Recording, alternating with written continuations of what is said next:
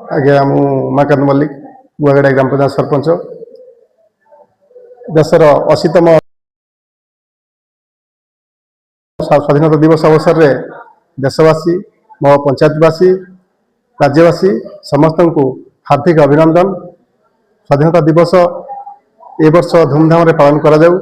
देशर उन्नति पथरे जातीय पताका तले समस्ते रुंडीभूत होई शपथ ग्रहण करंतु जेपरी भाईचारा सृष्टि करी निज भितर भेदभाव न रखी जाति धर्म वर्ण निर्विशेष समस्ते एक होई ये देशर अखंडता को बजाय रखी धूमधाम रे स्वाधीनता दिवस पालन करेंगे। पूर्व पीढ़ी जो मैंने आमको ये स्वाधीनता दे जाइछंती तांकरी उद्देश्य तांकरी जयगान करी तांको मने पकाई आज आम समस्ते पताका तले रुंडीभूत होगा। रुंडीभूत हो ये देशर अखंडता को बजाय रखापी पताका तले शपथ नेबा।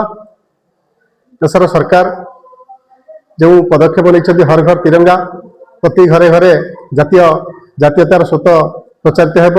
जातीय पताका प्रत्येक घरे लहराइब यह सरकार चिंताधारा एवं यहाँ आम स्वागत करुचु।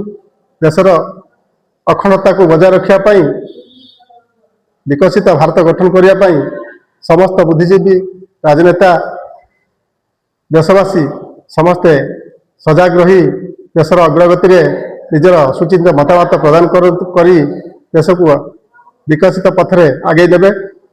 आज दिन में पताका तले जातीय पताका तले आम समस्ते रुंडीभूत हो शपथ नेबा। देशर अखंडता बजाय रखा संगे संगे देशर उन्नति संकल्पबद्ध हेबा।